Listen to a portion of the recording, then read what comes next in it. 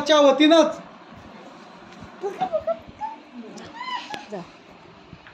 महिलांना समसमान हक्क आणि न्याय मिळावा म्हणून भारतीय कम्युनिस्ट पक्ष आणि विविध पुरोगामी संघटना ह्या भांडत होत्या, परंतु ज्यावेळेस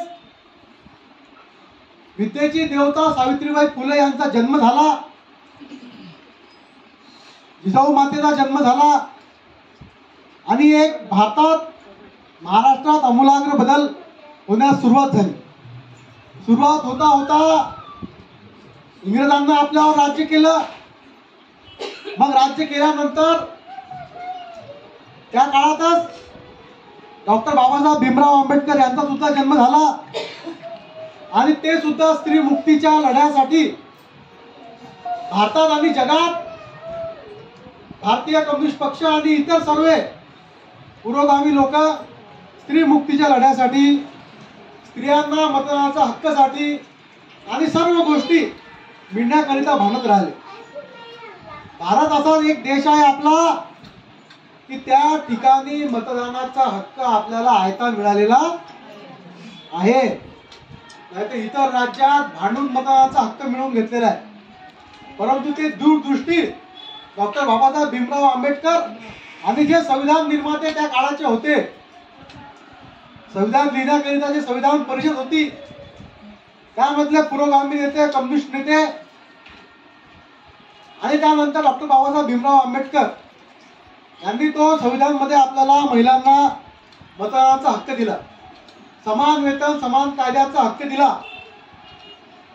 पण आजच्या काळात आपण पाहतो आहे का खरं समान काम समान हक्काचा परिचय? फक्त नावालाच त्या ठिकाणी हे सरकार फक्त म्हणते समान काम समान हक्क, पण ज्या नर्स काम करतात त्यांच्यापेक्षा कमी आशा संघटना काम, आशा कर्मचारी काम करतात का? उत्तर नाही. ज्या महाविद्यालयामध्ये ज्या चतुर्थ श्रेणीचे लोक काम करतात त्याच्यापेक्षा कमी काम आशा कर्मचारी करतात का? नाही. ज्या महाविद्यालयात विद्यार्थ्यांना घडवण्याचं काम होते, ज्या शिक्षिका काम करतात त्याच्यापेक्षा कमी काम अंगणवाडी कर्मचारी करतात का? जरी त्यांना अधिकृतरित्या 4.5 तासाचा कालावधी दिला असणार, पण काम किती तास करावं लागते? 8 तासाच्या वर, कधी कधी रात्रंदिवस काम करावं लागतं. स्त्री परिचारात आपल्या भगिनी, आपल्या नर्सेस संघटनेच्या भगिनी आहेत, कंत्राटी नर्सेस, म्हणजे कायम नर्सला 60,000 रुपये पगार आणि मात्र आपली कंत्राटी नर्स 25,000 रुपये.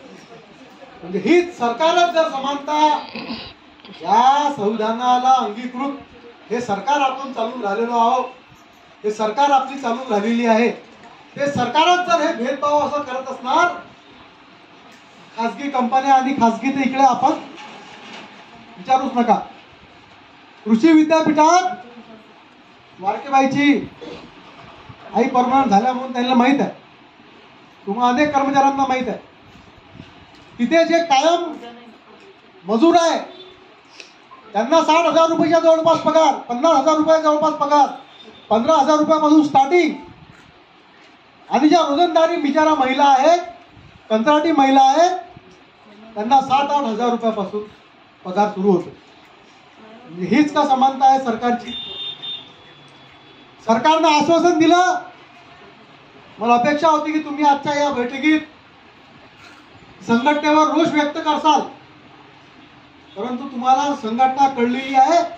या ठिकाणी कोणीही आयटक संघटनेच्या आजच्या या कार्यक्रमात कोणत्याही महिलांनी रोष व्यक्त केला नाही की आमचा GR का आला नाही. ज्या GR का आला नाही ह्या विचारतात, त्यांना विचारा. आमच्या बोरकरताई त्या ठिकाणी होता, निर्मलाताई त्या ठिकाणी होत्या, आणि तुम्ही सर्वजण, तुमच्यातले अनेक जण काही एकट दुक्कट त्यांच्या घरगुती कारणानिमित्त सोडून, वैयक्तिक कारणानिमित्त सोडून सर्व त्या मुंबईच्या ठिकाणी जाऊन आलेल्या आहेत, परंतु सरकारने फक्त आपल्याला तोंडाला पाणी पुसण्याचं काम केलेलं आहे. आज अपेक्षा होती की केंद्राचं जे सरकार आहे, दिल्लीत जे आपण मोर्चा काढला होता, त्या मोर्चाच्या अनुषंगानं मागच्या अंतरिम बजेटमध्ये केंद्राच्या जे आपल्याला लाभ मिळणार होता मानधन वेतन वाढीचा, की नाही किमान तृतीय श्रेणी, नाही त्या चतुर्थ श्रेणीचा जवळपास, पण जो किमान वेतन कायद्याच्या जवळपास तर आपण पोहोचलो पाहिजे. ज्या स्मृती इराणीने आपल्याला आश्वासन दिलं होतं, नरेंद्र मोदी यांच्या निमित्तानं, यांच्या सरकारच्या वतीनं, भाजप प्रेरित सरकारच्या वतीनं, की अशा अंगणवाडी, स्त्री परिचर, शालेय पोषण आहार कर्मचारी आणि पेन्शन, आपले EPS 95 पेन्शन आणि ज्या ज्या काही योजना कर्मचारी आहेत त्यांच्यासाठी आम्ही या त्या मार्च 2023च्या अधिवेशनात, नाही ते येणाऱ्या पुढच्या अधिवेशनात किंवा अर्थ बजेटमध्ये आम्ही जाहीर करू. पण केलं का? इकडे केलं वाटतं मागे. तुम्हाला वेगळे भेटून आले की तिकडे स्पेशल पैसे आम्हाला सांगून द्या, आम्ही लिहायला तरी इथं मोकळं होतो की इथं आमच्या ताईला वेगळं भेटतात. मिळून राहिलं का आपल्याला? काय दिलं आपल्याला? केंद्र सरकारनं काय दिलं? आश्वासन दिलं खोटं. हे जाणं आपण लक्षात ठेवते ना, काय दिलं का? आश्वासन दिलं. आयुष्यमान भारत 5 लाखाचं विम्याचं, ते तर अगोदर होतं आमच्या घरी. आमच्या परिवारातल्या सदस्यांना 5 वर्षापासून अगोदरच लागू होतं ते. आणि हे गोल्डन कार्ड आलं तर ऑटोमॅटिकच लागू झालेलं आहे. मग स्पेशल जाहीर करण्याची काय आवश्यकता होती? परंतु महिलांच्या डोक्यात कसं फिरून घ्यायचं हे या सरकारकडून शिकलं पाहिजे. पण आपण त्याचा शिकून आत्मसात करून या सरकारच्या विरोधात आपल्याला काय करावं लागते, किती मोठा संघर्ष उभा करावा लागणार आहे, हे आपण विसरत चाललेलो. आज अपेक्षा होती की जागतिक महिला दिवसानिमित्त अशी माहिती आपल्याला मिळत होती तिकडनं, केंद्र सरकारकडून, राज्य सरकारकडून, की निवडणुका येणार आहे आणि निवडणुकाचं मतात रूपांतर व्हायसाठी आशा आणि अंगणवाडी कर्मचारी आणि सर्व शालेय पोषण आहार कर्मचारी, सर्व योजना कर्मचारी, गटप्रवर्तक, स्त्री परिचर, कंत्राटी नर्सेस, सर्वांचे एक वेतन काहीतरी सरकार मानधन वेतन या आजच्या तारखेला वाढवणार होतं. आली का काही बातमी? कोणती बातमी आली मग आज? आज जसा आम्ही तुमचा सत्कार केला, आम्ही करतो म्हणून सांगतो, म्हणजे मोदीजींनी स्पेशल काही नवीन करावं, ज्या मंत्री आहेत स्मृती इराणीजी यांना काही नवीन करावं, अमित शहा यांनी काही नवीन करावं, हे आम्ही काही सांगत नाही. जे आम्ही केलेलं आहे आणि जे करू शकतो हे आपण या केंद्र सरकारला सांगत असतो. आणि त्यांनी जे मापदंड निवडून दिलेले आहे आज केंद्र सरकारने, त्याच्या आधारावर आपण काय हवेत काही गोळीबार करत, हवेत काही आपण आश्वासन, हवेत काही मागणी करत नाही. केंद्र सरकारचं या महागाईच्या मूल्यांकनानुसार त्यांचा निर्णय आहे की 26,000 रुपये किमान वेतन, किमान पगार असला पाहिजे. ऐका आपल्याला नाहीये. पण तिथंच जर केरळ सरकारचं उदाहरण जर आपण घेतलं, जिथं आपली सरकार आहे, जिथं कम्युनिस्ट पक्षाची सरकार आहे, तिथं मात्र वेतनचा आर्थिक मोबदला बहुत मोठ्या स्वरूपात आहे. पेन्शनची मागणी केली आपण, हवेत केली का पेन्शनची मागणी? केरळ सारखं महाराष्ट्राच्या बरोबरीचं राज्य, थोडीफार कमी संख्या अधिक जास्त आहे, पण तिथं मागील 3 वर्षाच्या अगोदर जे आशा कर्मचारी, गटप्रवर्तक रिटायर झाली असणार किंवा भविष्यात होईल, त्यांना पेन्शन लागू झालेली आहे. या धर्तीवर आम्ही या केंद्र सरकारला मागणी करून राहिलो आहोत. तुमचे जे काही मित्र त्या ठिकाणी आरोप होऊन राहिलेले आहे की तुमच्या मित्रांचे तुम्ही 40,000 कोटी माफ करून राहिलेले आहे, 45,000 कोटी माफ करून राहिलेले आहे. इलेक्ट्रॉनिक बॉन्डच्या माध्यमातून त्यांनी तुम्हाला हजारो कोटी रुपयाचा चंदा त्या ठिकाणी दिलेला आहे. आता साधी गोष्ट अशी आहे की या सरकारचं पितळ उघडं व्हावं नाही म्हणून आपली सरकारी यंत्रणा सुद्धा काम करून राहिलेली आहे. पण आपण आपल्या बँकेच्या संघटनेला विनंती केलेली आहे की या सरकारचं पितळ उघडं झालं पाहिजे म्हणून तुम्ही काय मदत करून हे इलेक्ट्रॉनिक बॉन्डचे पैसे कोणा दिलेले आहेत. जे काय आरोप करत होते या अगोदर की त्यांचे मित्र, तो आरोप खरा होते की काय ते इलेक्ट्रॉनिक बॉन्डच्या स्वरूपात म्हणजे निवडणूक चंदा त्याला म्हणतात मराठीत, जे भाजपाला मिळालेला भारतीय जनता पक्षाला आणि जो आरोप होत राहिलेला अनेक वर्षापासून की तुम्हाला तो चंदा तुमच्या अडाणी मित्र, अंबानी मित्र आणि जे काही या महाराष्ट्राचे भारताचे भांडवलदार आहे ज्यांना ज्यांना तुम्ही कर्ज माफ केलेलं आहे, म्हणजे आज त्या अडाणीकडे तुमचं आमचं कर्ज, कोणाचं? तुमचं आमचं. जे सकाळी आपण झोपेतून उठल्यानंतर पेस्ट पासून तर रात्री झोपीचे ते गादी विकत घेतो, उस्ती विकत घेतो, त्याच्यापर्यंत जो आपण टॅक्स या सरकारला भरतो, त्या टॅक्सच्या माध्यमातून जो पैसा या सरकारकडे जमा झालेला आहे आणि त्या जमा झालेल्या पैशातून या सरकारने त्या अडाणीला कर्ज दिलेला आहे 40,000 कोटीच्या वर. ते जर 40,000 कोटीच्या वरचे पैसे सरकारनं वसूल केलेच नाहीत म्हणून आपण त्यांना असे तर ते एकच आहे आसामी अडाणीजी, असे अनेक आसामी आहे या भारतात, अनेक भांडवलदार आहे. एक भांडवलदार सुद्धा आपला सुद्धा पंगा सुरू आहे. या आपल्या खामगावमध्ये बिर्ला कॉर्ट्सिंग नावाची कंपनी आहे. त्या बिर्ला कॉर्ट्सिंगच्या नावाच्या कंपनीच्या मालकानं त्या बिर्ला कॉर्ट्सिंगच्या नावानं 700 करोड रुपयाचे कर्ज घेतलेलं आहे. या फाईलमध्ये सर्व लेखाजोखा आहे या फाईलमध्ये, कधी कोणी येऊन वाचून जाऊ शकता पाहिजे. आणि 700 रुपयाचं कर्ज सरकार जवळून घेतल्यावर एक नरेंद्र मोदी यांनी एक नवीन चांगला कायदा निर्माण केला.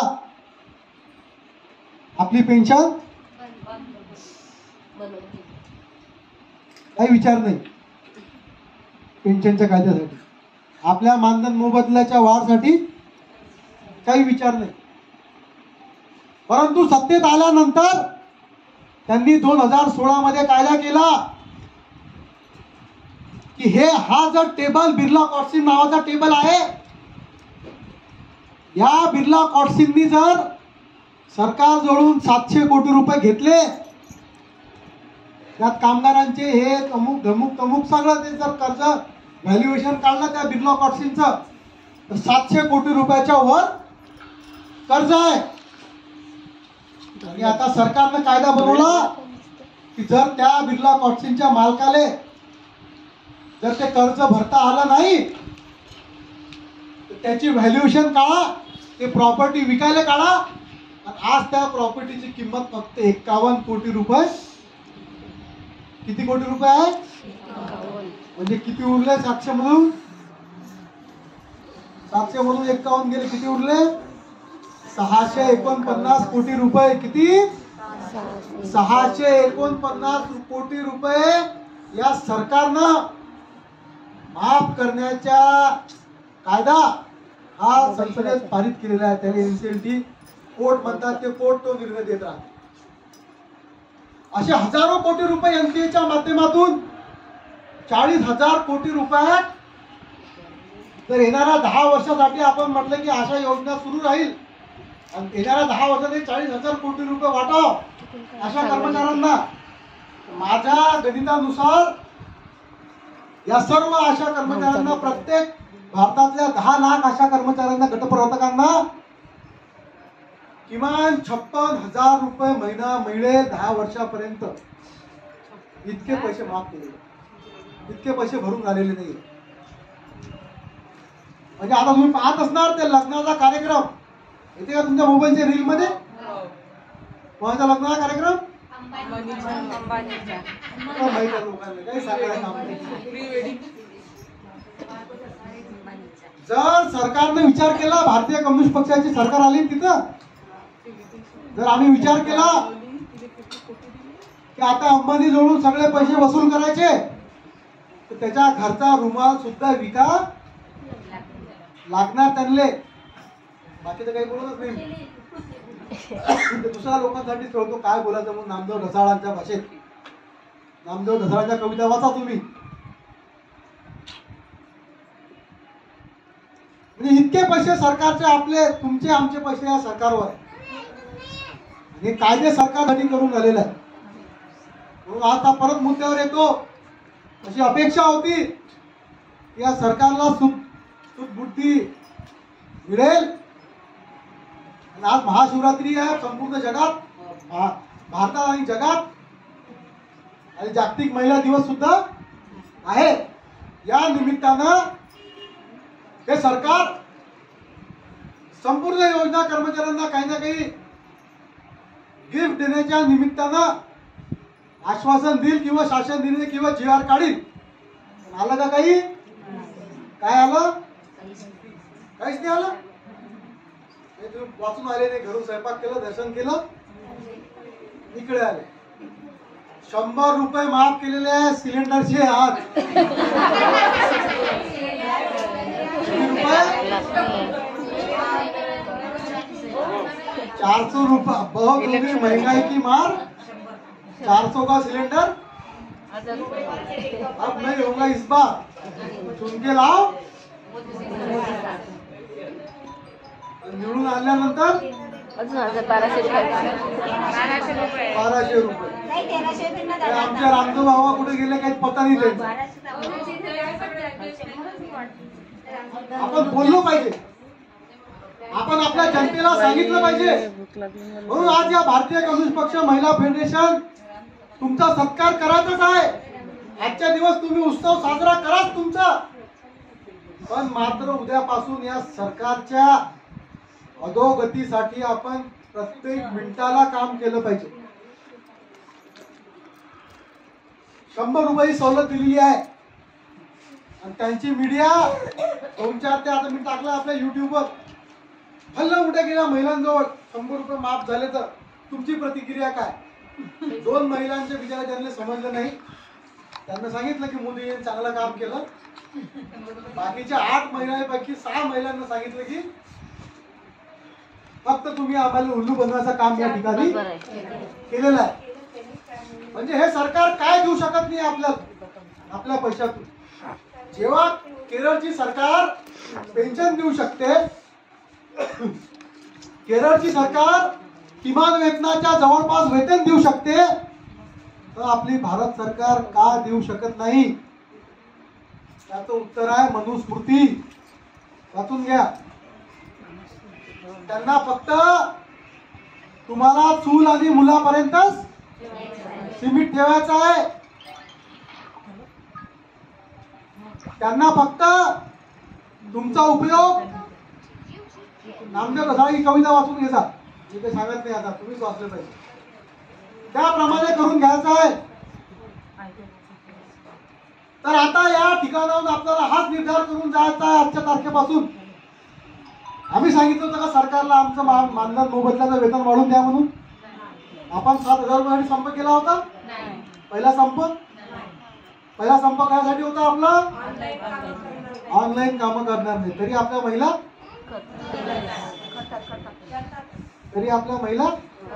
करून राहिलेल्या. मोबाईल भेटले नाही तरी काम सुरू. कसं होणार आहे सर? तर त्या 100 रुपयाचा क्रिटिसाइज सरकारनं कमी केल्यानंतर राजस्थान मध्ये जाऊन सांगता निवडणुकीच्या वेळेस 450 रुपयात सिलेंडर देऊ. आज मात्र किती कमी गेले? 100 रुपये. म्हणून या सरकारचा तुम्ही गांभीर्यानं विचार करा. तुम्ही म्हणता नाही भाऊ प्रत्येक वेळेस तुम्ही आम्हाला तेच सांगता, पण मला आजपर्यंत एकाचाही व्हिडिओ काही कोणाला दिसला नाही की तुमच्या विटाळ्याच्या नागरिकांनी तुम्ही असं प्रबोधन करून राहिले या सरकारच्या बद्दल. किमान हे सांगत जरी गेलो आपण 1810 सुरू झालेली महिला मुक्ती संग्रामाची चळवळ 1910 मध्ये हा आजचा दिवस साजरा होऊन झाला. म्हणजे किती वर्ष? 100 ते 125 वर्ष लढल्यानंतर आजचा दिवस निर्माण झालेला आहे. या जगात, या भारतात आपल्याला एका दिवसात काही मिळालेलं नाहीये. मिळेल कुठं? जिथं कम्युनिस्टाची सरकार असणार, व्हिडिओ मध्ये टेप झालं असेल पाहिजे, जिथं लाल झेंड्याची विचाराची सरकार असणार. तेलंगणाचा मुख्यमंत्री स्टॅलिन कम्युनिस्ट विचारसरणीच्या